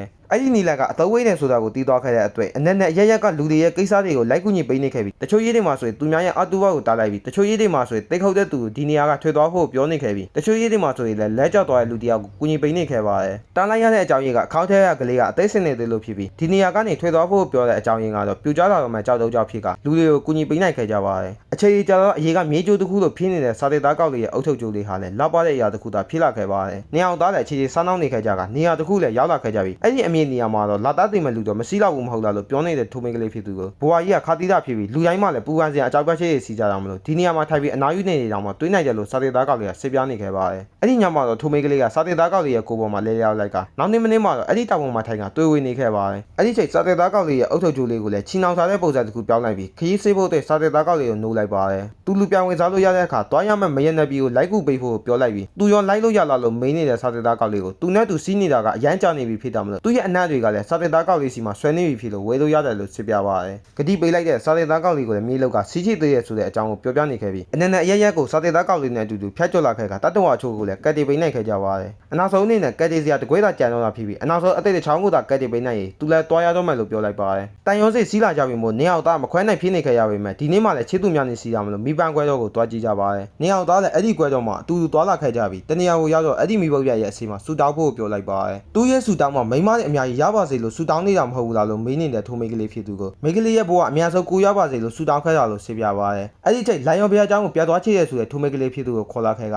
လိုင်ယွန်ဘုရားကျောင်းကိုရောက်တော့ကုန်းပေါ်မှာလာတင်နေတဲ့ငါးလေးတစ်ကောင်ကိုမြေဝါးထဲမိလိုက်ကြရပါတယ်အဲ့ဒီချိန်သူဆူတောင်းကပြီးမြန်လိုက်တာဆိုတဲ့စာတက်သားကောင်လေးကိုတားလိုက်ကအဲ့ဒီအသေးတစ်ချောင်းကိုသာကဲပြီးသူတို့လည်းမမ်းမိကြတော့မှမဟုတ်ဘူးလို့ထိုမိန်းကလေးကဆေးပြနေခဲ့ပါတယ်သူပေးထားတဲ့ကတိတိုင်းသူ့ရဲ့ရေထဲကခန်းစားချေကြောင်းနဲ့ပြောင်းလဲမှမဟုတ်ပဲပြီးတော့အစိမ့်မမြေသွင်းနေရတဲ့ငါးလေးတစ်ကောင်ကလည်းအသေးတစ်ချောင်းပဲဖြစ်တယ်လို့ပြောလိုက်ပါတယ်အစိသေးစီးနေတဲ့ငါးလေးတစ်ကောင်ကိုသူကိုယ်တိုင်ကက်တင်ပေးလိုက်ပြီးပြောနေကြတဲ့ငါးနဲ့ကောင်ကလည်းခဏနေတော့လက်ခွဲသွားကြတာကိုမြင်လိုက်ရပါတယ်ကွဲလာတော့မဲ့ပန်းကိုတာကခဏတာလာတွေ့ကြတဲ့တတဝါတွေကအချိန်တိုင်းခွဲခွာရမယ်ဆိုတာကိုထိုမိန်းကလေးကနားလည်သွားခဲ့ပါတယ်အဲ့ဒီချိန်စာတေသားကောက်လေးကနောက်ဘဝမှာဘယ်လိုလူမျိုးပဲဖြစ်နေပြီဘယ်ဘဝကိုပဲရောက်နေပါစေသူတေချာပေါက်တွေ့ရလာစားပါမယ်လို့ကတိပေးလိုက်ပါတယ်အဲ့ဒီချိန်ကွဲလာတဲ့ပန်းရဲ့လမ်းညွှန်မှုကြောင့်သူငွေဖောက်မဲ့နေရာကိုတီးသွားခဲ့တာမို့စာတေသားကောက်လေးကိုပြောပြခဲ့ပြီး16နှစ်ကြာရင်သူ့ကိုဒီနေရာမှာလာစားဖို့မှားလိုက်ပါတယ်စာတေသားကောက်လေးကစာပေမှာအရေးချေးစီပြီးကြော်ကြတဲ့ယောက်ျားကောက်တယောက်ဖြစ်အောင်ကြိုးစားကအရေးချေးစီတဲ့လူတစ်ယောက်အနေနဲ့သူ့လာတောင်းပါမယ်လို့ကတိပေးလိုက်ပါတယ်တကယ်လို့သာသူမမှတ်မိဘူးဆိုရင်ဒါမှဘယ်လိုနီးလာမှဖြစ်နေပါသေးလူယူရမယ်ဆိုရင်ဒါမှသူ့ကိုတေချာပါလောက်ယူရမယ်လို့ပြောလိုက်ပါတယ်နောက်နေ့ညမှာတော့မရင်တဲ့ပြီးကိုခီးစစ်ကရောက်လာခဲ့ကြပြီးတူတူခုတ်ဆေးလိုက်ကြပါတယ်ဒီနေရာကိုရောက်လာတဲ့အခါဒီနေရာကလူတွေအားလုံးဟာလည်းခန်းစားချိန်မက်နေခဲ့ကြကနေရာတစ်ခုစီကိုပဲဥတီသွားနေကြတာကိုမြင်လိုက်ရပါတယ်လမ်းမှာလည်းအခက်တွေ့နေတဲ့အဘောက်တယောက်ကိုကူညီပေးခဲ့ပြီးလူတွေသွားရစီကိုလိုက်သွားတဲ့အခါဘရင်နဲ့လိုက်ပြသူစီကိုရောက်သွားခဲ့ပါတယ်အဲ့ဒီချိန်သူ့ရဲ့ပန်းခွဲကနေအည်တစ်ခုပေါ်ထွေးလာခဲ့ကတောက်တုံးစီခိုက်ခဲ့ပါတယ်တောက်တုံးဖို့လုပ်တဲ့အခါမရင်နဲ့လိုက်ပြသူကထိုမိန်းကလေးကိုတားလိုက်ပြီးအည်တစ်ခုပယ်ပေးလိုက်ပါတယ်ဝမ်းနဲ့စွာပြန်လဲတော့မှစာတေသားကောက်လေးကိုလည်း16နှစ်ကြာတော့အခက်တွေ့ခဲ့ရင်စတဲ့ခဲ့တဲ့လိုက်ရောဘုရားကျောင်းရဲ့ရီတွေကိုမမေးလိုက်နဲ့ဆိုတဲ့အတာတစ်ခုနဲ့မရင်နဲ့လိုက်ပြသူကအတိပေးသွားခဲ့ပါတယ်16နှစ်ကြာတဲ့အခါလေတစည်းရဲ့ပုံမှာနောင်မီကြော်ကြတဲ့အရာစီတယောက်ကရာထူးကနေနှုတ်ထွေးလိုက်ပြီးဖြေတာမလို့ထွေးရတဲ့အကြောင်းရင်းကိုလူနှစ်ယောက်ကမေးနေခဲ့ပါတယ်အဲအကြောင်းလိထားဖို့ဂတိပေးထားတဲ့သူစီတာမလို့အခုလိုမျိုးနှုတ်ထွေးလိုက်ရတာလို့ဆေးပြနေခဲ့နောင်မီကြော်ကြတဲ့အရာစီတယောက်ကတကူတည်းဖြစ်နေရတာအဲအကြောင်းလို့ဆိုကစကားခွဲနေကြပါတယ်ထိုလူကတော့လော်ခဲတဲ့16နှစ်ကစာတေသားကောက်လေးဖြစ်ပြီးအခုကတော့အသိကြီးသွားခဲ့ပြီလည်းဖြစ်ပါတယ်အဲ့ဒီချိန်အနောက်မှာလည်းအိတ်ထောင်6ပိတ်တော့မှဖြစ်လို့ငွေရွယ်ပြီးချုံမောင်းကအီချေးစီးတဲ့ယောက်ျားကောက်တယောက်ဖြစ်ဖို့မျောလင်းနေကြတဲ့မိန်းကလေးနှစ်ယောက်ရဲ့အတန်ကိုလည်းကြားနေခဲ့ရပါတယ်အဲ့ဒီချိန်တရုတ်တီတိုက်လာတဲ့လေကြောင့်သူ့ရဲ့အုပ်ထုပ်ဟာလည်းလွတ်သွားခဲ့ကလော်ခဲတဲ့16နှစ်ကလိုမျိုးအမတ်တရတချို့ဟာလည်းခေါက်ထဲပြတ်ပေါ်လာခဲ့ပါတယ်သူ့ရဲ့အုပ်ထုပ်ကိုလည်းပြတ်ကောင်းနေချိန်ရေထဲမှာမြေးလိုက်ရတဲ့သူ့ရဲ့ပုံရိပ်ကြောင့်ပဲတွေးဝေနေတုန်းမှာမရင်နဲ့လိုက်ပြောသူပြောခဲ့တဲ့စကားကိုပြန်လည်ကြားရအောင်လာခဲ့တာမို့လိုင်ယွန်ဘုရားကျောင်းရဲ့ရည်တွေကိုရောက်လာခဲ့ပါတယ်သူကအရာအလုံးကိုဂတိတိနိုင်ခဲ့ပေမဲ့အခုချိန်မှာတော့အသိကြီးသွားပြီဖြစ်တာမလို့တွေးဝေနေတုန်းမှာယူဒေးထဲကိုကြောက်သွားခဲ့ပါတယ်သူ့ရဲ့အရေးကအမတ်တရပုံရိပ်ချိုးဟာလည်းဒီယူဒေးထဲမှာပဲပြတ်ပေါ်လာခဲ့ပြီးအပြေကိုပြတ်သိလာတုန်းမှာငယ်ရွယ်တဲ့ခန္ဓာကိုယ်ကိုပြန်လည်ရရှိသွားတာကိုလည်းမြင်လိုက်ရပါတယ်တပိတ်မှာတော့ရရှိနေတဲ့ဘဝအသေးမှာတိတ်ကမညံတွေကိုပြန်လည်မှတ်မိနေပြီးလိထားဖို့ပြောနေတဲ့မိဘတွေကိုအတိတ်ဘဝကသူသာမဟုတ်ရင်လိထားမှမဟုတ်ဘူးလို့ပြောနေခဲ့ပါတယ်ဒီဘဝရဲ့သူ့အဖေကလည်းအတိတ်ဘဝကသူကိုစောင့်နေရဆိုတာကိုနားလည်ပေမဲ့အခုချိန်ထိမလာတာဖြစ်လို့အသိစိတ်တွေလာဆိုတာတော့မသိချတဲ့အပြင်စီးနေတယ်ဆိုရင်တော့အဖေရွယ်လောက်စီးနေမှာလို့ပြောပြနေခဲ့ပါတယ်သူတို့ငယ်ကတည်းကသဘောတူထားပြီးသားဖြစ်တဲ့သူနဲ့တော့လိထားဖို့တမီးဖြစ်သူကိုဖျောက်ပြနေခဲ့ပေမဲ့အဲ့ဒီချိန်ထိုမိန်းကလေးကထွေးလာကသူစောင့်နေတဲ့သူမှမဟုတ်ရင်ဘယ်သူနဲ့မှလိထားမှမဟုတ်ဘူးလို့ပြောလိုက်ပါတယ်အဲ့ဒီချိန်လူတယောက်ရောက်လာတဲ့ဆိုတာကြောင့်တွားကြည့်တဲ့အခါတင်းငိမ်စွာရနေတဲ့စာတေသားကောင်လေးကိုတွေ့လိုက်ရပါတယ်တစ်ဖက်မှာတော့အမေဖြစ်သူကစာတေသားကောင်လေးကလာပြီးလို့ဆေးပြနေခဲ့ပေမဲ့တမီးဖြစ်သူကလိတယ်လို့ထင်နေခဲ့ပြီးအဲ့ဒီစာတေသားကောင်လေးကအတိတ်ဘဝကတီးတယ်လို့ပြောတာကြောင့်လိုက်သွားခဲ့ပါတယ်အဲ့ဒီနေရာကိုရောက်သွားတဲ့အခါတေချာကြည့်လိုက်တော့မှစာတေသားကောင်လေးဆိုတာကိုတီးသွားခဲ့ပါတယ်ဒါပေမဲ့အခုချိန်အသိစိတ်အောင်မယ်ဆိုရင်တော့မှလူလာပိုင်းအရွယ်လောက်စီးနေမှာဖြစ်ပြီးစာတေသားကောင်လေးကဂတိတည်တဲ့သူဖြစ်တာမလို့အခုချိန်မလာရတဲ့အကြောင်းရင်းကလည်းသူ့အဖေပြောခဲ့တယ်လို့ဆုံးသွားပြီလို့ပဲထည့်သွားခဲ့ပါတယ်အဲ့ဒီအရာအလုံးကိုလည်းအဖေနဲ့မေကလိန်ပြီးတော့လှုပ်ထားတာလို့ပဲထည့်သွားခဲ့တာမလို့ထိုမိန်းကလေးရဲ့မိလောက်ကနေအကြံတစ်ခုပေါ်ထွေးလာခဲ့ပါတယ်တစ်ဖက်မှာတော့အဖေဖြစ်သူကစာတေသားကောင်လေးကိုသဘောတူညီပေးဖို့လက်ခတ်ပေးနေခဲ့ပြီးအဲ့ဒီချိန်မှာပဲအော်ဒါတစ်ခုကိုကြားလိုက်ရတော့မလို့အပြေလွာသွားကြည့်ကြတဲ့အခါအဆုတ်စီးသွားပြီးဖြစ်တဲ့ထိုမိန်းကလေးကိုသာမြင်လိုက်ရပါတယ်ထိုမိန်းကလေးကသူတိခဲ့တဲ့စာတေသားကောင်လေးကတိတ်ဆုပ်သွားပြီလို့ထည့်သွားခဲ့တဲ့အတွက်သူ့ရဲ့အနောက်ကိုလိုက်သွားခဲ့တာဖြစ်ပြီးအဲ့ဒီချိန်မှာပဲစာတေသားကောင်လေးကလည်းမရနပီကိုတားပြေးသွားခဲ့ပါတယ်အဲ့ဒီနေရာမှာလည်းစာတေသားကောင်လေးကလိုက်စားနေခဲ့ပြီးအနောက်ဆုံးမှာတော့အကြီးကိုတောက်တော့မှဖြစ်တဲ့ထိုမိန်းကလေးကိုမြင်လိုက်ရပါတယ်အဲအကြောင်းမလို့အချိန်မီတားနဲ့လိုက်ပြီးဘယ်လိုရောက်လာတော့လဲဆိုတာကိုနားမလည်ဖြစ်နေတဲ့ထိုမိန်းကလေးကိုဆေးပြဖို့လုပ်နေတော့အဲ့ဒီအကြီးဟာလည်းပြုတ်ကျသွားခဲ့ပါတယ်သူ့လည်းမယုံကြည်ဖြစ်နေကြမလို့မဆေးပြတော့ပဲဒီတိုင်းသာဆွဲခေါ်သွားဖို့ဆုံးဖြတ်လိုက်ပါတယ်အဲ့ဒီချိန်ရုပ်ကနေနေတဲ့ထိုမိန်းကလေးကြောင့်ပဲနေရာစလုံးဟာရေထဲကိုကျသွားခဲ့ကြပြီးသူတို့ကြောင့်ပဲရေလိုက်တွေဟာလည်းဖြစ်ပေါ်လာခဲ့ပါတယ်ထပ်ပြီးတော့ရုပ်ကနေကြမလို့အနောက်ကနေလိုက်လာတဲ့ရေလိုက်ကြပဲကွဲသွားခဲ့ကြကထိုမိန်းကလေးကတော့ကြောက်တုံးနဲ့တိုက်မိသွားခဲ့ပြီးအဲ့ဒီမိန်းကလေးကိုစာခွေနေတဲ့စာတေသားကောင်လေးကတော့ရေတွေနဲ့ဖုံးအုပ်သွားခဲ့ပါတယ်သူတို့စီကတော့ဦးတီလာနေတဲ့အဲ့ဒီရေလိုက်တွေကြားထဲကနေထိုမိန်းကလေးကိုတဲလိုက်ကအဲ့ဒီမိန်းကလေးကလည်းသူချီခဲ့တဲ့စာတေသားကောင်လေးရဲ့အုပ်ထုပ်ကြလော်ခဲ့တဲ့16နှစ်ကစာတေသားကောင်လေးဆိုတာကိုတီးသွားခဲ့ပါတယ်ဒီကနေ့စာတေသားကောင်လေးကသူပေးခဲ့တဲ့ကတိကအသေးခေါ်လာခဲ့ပြီလို့ဆိုတာဒီနေရာကနေထွေးလိုက်ပြီးနှစ်ယောက်စလုံးဟာလည်းအပြင်ကိုရောက်လာခဲ့ကြပါတယ်နှစ်ယောက်သားလည်းသူတို့ချစ်ခဲ့ကာစားတဲ့ကလိုပဲအခြေအနေကိုပြန်လည်ရောက်ရှိသွားခဲ့ပြီးကိုချစ်တဲ့သူကဘယ်လိုပုံစံဘယ်လိုဘဝမျိုးပဲဖြစ်နေပါစေနှစ်ယောက်စလုံးကစိတ်မှန်တဲ့ကတိတစ်ခုနဲ့ကိုချစ်တဲ့သူရဲ့အတွက်ဘာမှမဆိုပိတ်ဆက်ရကြတဲ့သူတွေလည်းဖြစ်ပါတယ်အဲ့ဒီချိန်စာတေသားကောင်လေးကသူ့ရဲ့ပုတ်ပြေကိုမေးကြည့်တဲ့အခါဒီနေရာကကောင်းလေးများပါဝယ်ကိုဖားနဲ့ကိုလေးတို့ဟာလည်းကောင်းလို့တဲ့အတွက်ကြောင့်စိတ်မထိန်နိုင်ကြပဲငိုနေကြပြီလည်းဖြစ်ပါတယ်ပုတ်ပြေကလည်းပြီးဆုံးသွားကြပြီဖြစ်တာမလို့ပုတ်ပြေအားလုံးဟာလည်းပေါ်ထွေးလာခဲ့ပြီးပုတ်ပြေစကားဝိုင်းလေးလည်းပြီးဆုံးသွားခဲ့ပါတယ်ပုတ်ပြေအားလုံးဟာလည်းဒီယူဒေ တွေတစ်ခုတည်းနဲ့ပဲစိတ်ဆက်နေပြီးသူတို့တွေကလည်းအဲ့ဒီရည်တွေတစ်ခုတည်းမှာပဲစားနေခဲ့ကြတာလည်းဖြစ်ပါတယ်ငိုနေကြတဲ့ကိုဖာနဲ့ကိုလေးတို့ကိုလည်းသူ့မှာပြောပြစရာပုံပြေတွေအများကြီးစီသေးတာဖြစ်ပြီးပုံပြေကိုနားလည်ကြတဲ့သူတွေကတွေ့ရခဲ့တာဖြစ်လို့ထပ်ပြောပြချင်နေသေးတာမို့ဒီတစ်ခါတော့နေအောင်သားပေါက်လိုက်ကအပြေကိုပြပို့လိုက်ရပါတယ်ရည်တွေးထန်းကနေလမ်းမိတဲ့စာတေသားကောက်လေးရဲ့နောက်မြေကိုဖူးဆုံးလေးလို့ဆိုကပြောလိုက်ပြီးရန်မောကထွက်သွားခဲ့ပါတယ်အပြင်ကိုရောက်တော့အဲ့ဒီနေရာမှာစာသားတစ်ခုရွေးချွေးလိုက်ကဗီဒီယိုလေးလည်းပြီးဆုံးသွားပါတယ်